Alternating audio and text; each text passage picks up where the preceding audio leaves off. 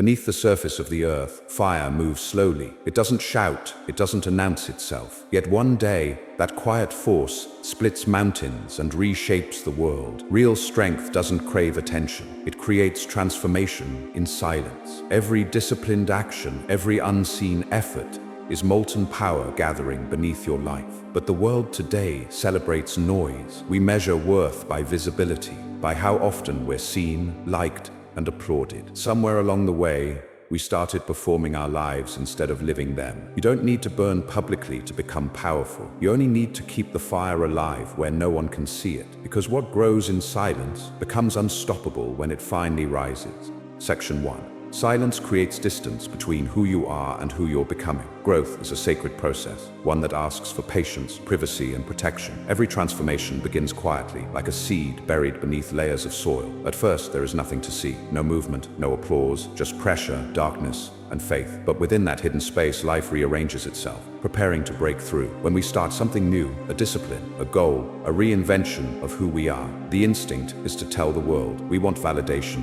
reassurance, or proof that our effort means something. But every time we announce our change too early, we expose it to the winds of doubt, comparison, and judgment. And what is fragile in the beginning can easily be destroyed by noise. Transformation is not a performance. It's a private contract between your present self and the person you're becoming. You cannot evolve while constantly being observed because the gaze of others pulls you back into who you used to be. The Stoics understood this deeply. They believed that a person's strength is built in the inner citadel, a fortress of the mind where no opinion can enter without permission. Silence, then, is not weakness. It's armor. It's a space where identity hardens and clarity sharpens. Modern psychology confirms this ancient truth. When we talk about our goals before completing them, our brains release dopamine, the same chemical reward we get from actual accomplishment. It tricks us into feeling finished before we've even begun. So we stop pushing as hard. The fire cools, the drive fades. The more we speak of growth, the less we experience it. Real transformation demands stillness. Not the stillness of inactivity, but the stillness of focus. Think of the moments you've changed most: losing weight,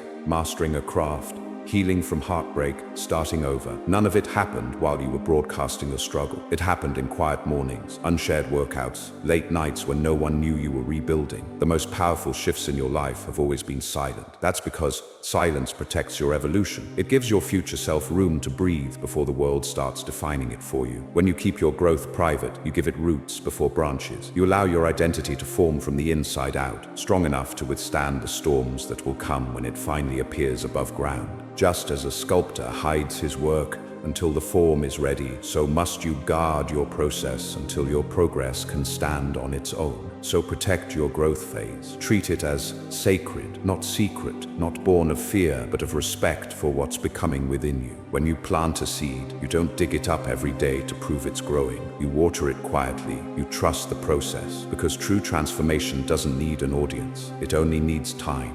Section 2. The universe rewards conviction, not conversation. The universe doesn't move for words, it moves for will. You can speak about goals, post about dreams, repeat affirmations until your voice fades, but nothing changes until your actions begin to vibrate with conviction. Reality is deaf to empty noise. It listens only to energy that is aligned, energy expressed through consistent, deliberate motion. Every thought, every step, every quiet decision you make is a signal to existence saying, I am serious. Talk scatters energy, conviction gathers it. It's the difference between sunlight and a laser beam. Both made of light, but only one can cut through steel. When your attention is scattered between opinions, doubts, and endless explanations, your power diffuses. But when you align your focus, when you stop explaining and start moving, your actions become coherent, sharp, unstoppable. The Stoics understood this centuries ago. They believed that philosophy wasn't about debate, it was about demonstration. Cleanthes, one of their great teachers, worked nights drawing water from wells so he could afford to study during the day. He never boasted of discipline, he lived it. His silence spoke louder than lectures. His hands,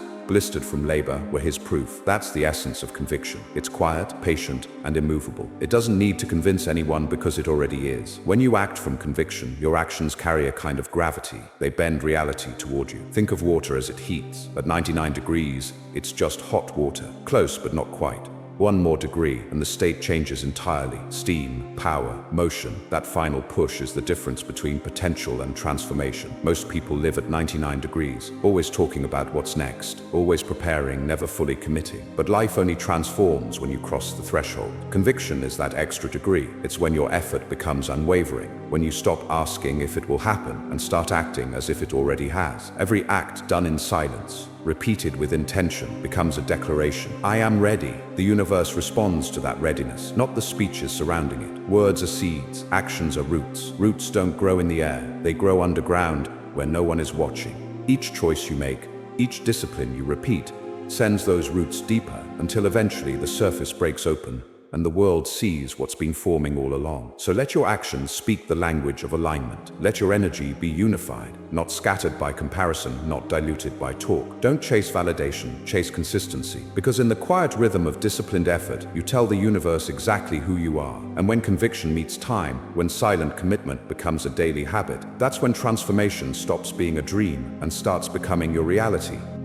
Section 3. Privacy is the birthplace of authenticity. There's a version of you that exists only when no one is watching, no audience, no camera, no expectation to impress or perform. That version, raw, unfiltered, and unguarded, is the closest you'll ever come to truth. In the quiet corners of solitude, you meet the person you truly are, not the identity the world applauds, not the mask shaped by opinions or likes. Just you, stripped of performance, standing face to face with your own reflection. In our age of constant visibility, privacy has become a rebellion. We've built lives that are broadcasted rather than lived. Every thought becomes a post, every achievement a performance, every failure a fear. But when everything is seen, nothing is sacred. And without sacredness, authenticity dies. The Stoics understood this long before the noise of the modern world. Marcus Aurelius, one of the most powerful men to ever live, wrote his deepest reflections not for the world, but for himself. Those writings, his meditations, were never meant to be published. They were conversations with his own soul, reminders of humility,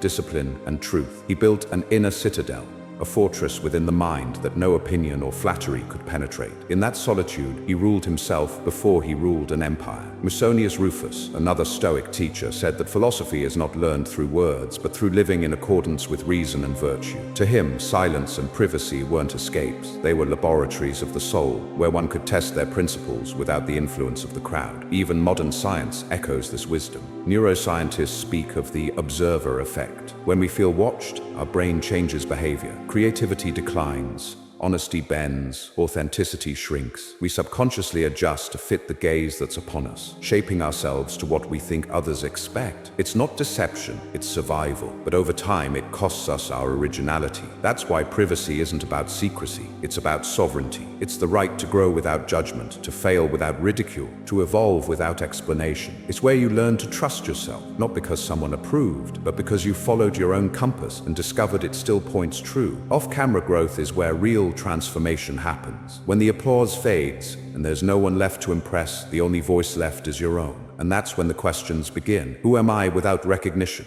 What do I believe when no one agrees? What values hold when comfort disappears? Solitude is not loneliness, it's alignment. It's where the noise of the world fades and the signal of your purpose comes through. Every great builder, thinker, and creator understood this. The deepest work is done in the dark, far away from the stage lights. But the danger of our era is constant exposure. We mistake visibility for value and sharing for connection. We believe if we don't post it, it didn't happen. Yet every time we share a piece of our growth too soon, we dilute its strength. We hand our fragile progress to a world too distracted to protect it. So guard your privacy like a sacred fire, not to hide, but to build, not to run from the world, but to return to it stronger. Because authenticity can't be performed, it can only be discovered. And discovery happens when you're willing to sit alone long enough to hear your own voice without echo. When no one's watching, you meet the real you, the one who doesn't need to prove, please, or perform. That version of you is unfiltered, unshakable, and entirely free. Protect that space, because in a world obsessed with being seen, your greatest power will always come from what remains unseen.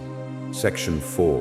Momentum multiplies in the shadows. Every great force begins quietly. Before a dam bursts into motion, pressure builds in stillness. Before an earthquake reshapes continents, tectonic plates grind in silence for centuries. Nature doesn't rush. It gathers, strengthens, and waits for the right moment to move. The same law governs your life. What appears motionless today is not wasted time. It's potential accumulating beneath the surface. Momentum is not made by speed. It's made by persistence. Each day of disciplined effort, each repetition unseen by the world, adds weight to the energy you're building. And one day, that energy will move mountains. But the world rarely notices the buildup. It celebrates the explosion, the breakthrough, the overnight success. People will see your moment of impact and call it luck. They won't see the 1,000 days of invisible labor, the countless small acts of consistency that made the impact inevitable. They will call it sudden, but you'll know it wasn't. The Stoics taught that the greatest strength lies in what is unseen. Zeno, the founder of Stoicism, began his philosophy after losing everything in a shipwreck. From the outside, his life looked like ruin, but beneath that stillness, a new foundation was forming. He once said, "I made a prosperous voyage when I suffered shipwreck." That is the essence of momentum in the shadows, the ability to see progress where others see pause. Psychology calls this the compound effect, the gradual stacking of effort until results accelerate on their own. One disciplined action may seem small, but multiplied over time, it becomes unstoppable. The same way tectonic plates build pressure until continents shift, your small, silent disciplines are rewriting the structure of your life. Every unnoticed morning routine, every refusal to quit, every choice to persist is energy accumulating in silence. Momentum doesn't require attention. In fact, it thrives without it. When you seek constant validation, you interrupt the process, like tapping a seed every day to see if it's sprouting. Growth requires patience, not applause. The most powerful transformations happen when no one's watching, when your only competition is the person you were yesterday. Think of the sculptor who chisels stone for years before the first exhibition. Think of the writer filling notebooks that no one will ever read. Think of the athlete training in darkness while the world sleeps. These are not wasted hours, they are sacred hours. Each repetition, each quiet effort, strengthens the invisible thread pulling them toward mastery. Momentum is not glamorous. It's the early morning alarm that no one hears. It's the silent grind that builds invisible muscle. It's the patient endurance that makes future victories look effortless. But when the time comes, when the pressure releases, when the unseen effort becomes visible, the world will call it brilliance. You will know it was built in the shadows. So stop doubting your slow days. Stop comparing your quiet progress to someone else's highlight reel. Nothing that grows fast lasts long. The oak that stands 100 years doesn't rush. It deepens its roots in silence. Keep stacking days. Keep building unseen momentum, because one day your effort will reach critical mass. And when it does, nothing will stop the force you've created. Every unnoticed day stacks into unstoppable power. The world will see the explosion, not the buildup. But you'll remember every silent step that made it possible. That's the power of momentum multiplied in the shadows.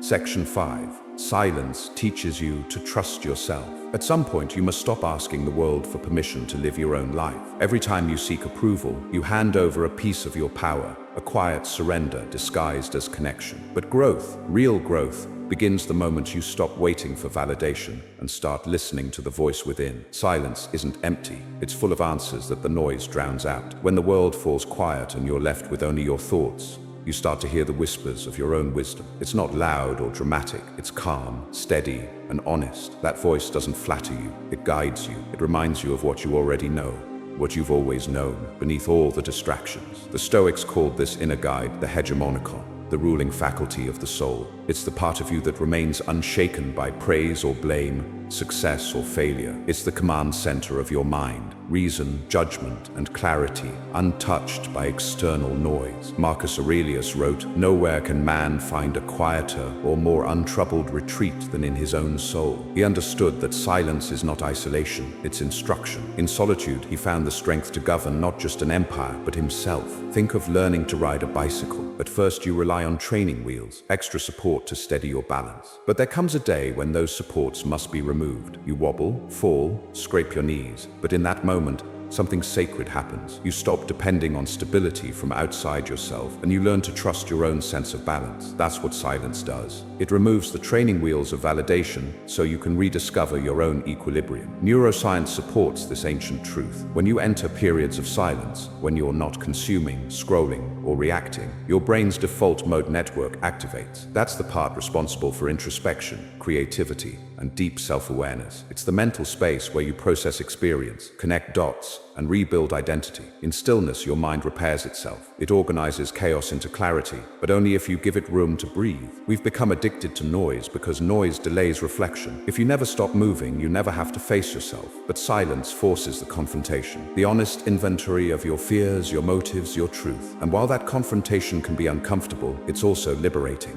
Because once you face yourself fully, no opinion can hold power over you again. The truth is, self-trust isn't built by knowing everything. It's built by surviving uncertainty. It's the quiet confidence that says, even if I don't know the path, I trust myself to walk it. That's what wisdom really is, not borrowed knowledge, but earned understanding born from solitude. When you stop chasing the noise of the world, you start tuning into the rhythm of your own spirit. Your decisions become cleaner, your focus sharpens.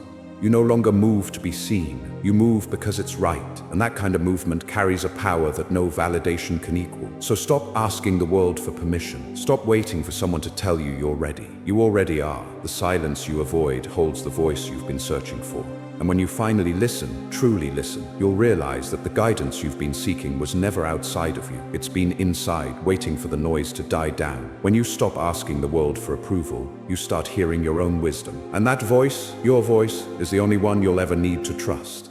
Conclusion: silence as strategy. Silence has never been weakness. It has always been the language of the strong. The world may shout, perform, and demand attention, but the wise know that true power doesn't announce itself. It prepares in quiet, acts with precision, and lets the results speak. Look back at everything you've learned. Silence isn't just absence of noise, it's a deliberate strategy, a blueprint for mastery. It begins with stillness, the kind that separates who you are from who you're becoming. You protect your growth by guarding your privacy. Every transformation begins unseen, like roots weaving through soil before a single leaf breaks the surface. You don't owe the world your process, only your outcome. Then comes conviction, the unshakable truth that the universe doesn't reward conversation, it rewards alignment. Words can inspire, but only consistent action transforms. Every disciplined act you take sends a signal, a vibration that reality cannot ignore. At 99 degrees, water trembles. At 100, it transforms. The difference is not volume, it's heat, focus, and persistence. From that focus, authenticity is born. In privacy, you stop performing and start being. The noise of the crowd fades, and you rediscover your original frequency, the one unfiltered by approval or expectation. The Stoics called it the inner citadel, the fortress of self built from solitude.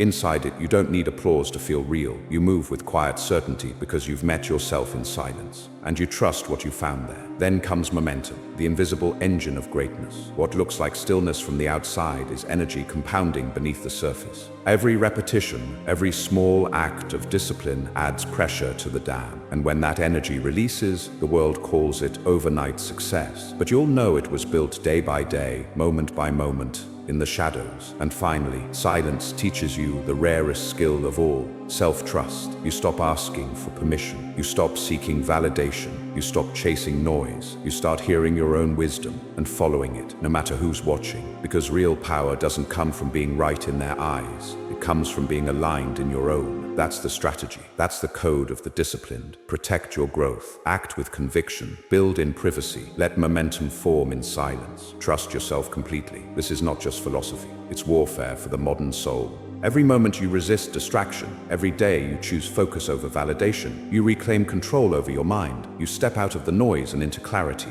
And in that clarity, life becomes simple. Act, improve, repeat. The Stoics warned that the gap between saying and doing is where power leaks. Most people live in that gap, talking about change, imagining discipline, waiting for motivation. But the few who close that gap become unstoppable. Because when your words end and your actions begin, the universe responds. So make this your mantra. Silence is my strategy. Action is my language. Discipline is my voice. Progress is my proof. You don't need to explain your vision. You don't need to justify your pace. You don't need to prove your worth through noise. Your results will speak for you, clearly, undeniably, and loudly enough for the world to hear. Let your silence build power. Let your discipline shape destiny. Let your progress echo louder than any promise. Because in the end, greatness isn't announced. It's revealed, one quiet, relentless action at a time. So walk your path with calm intensity. Keep your fire hidden beneath control. Move like water, steady and certain. And remember, the loudest thunder comes after the longest silence. Let your results make the noise. Let silence be your strategy.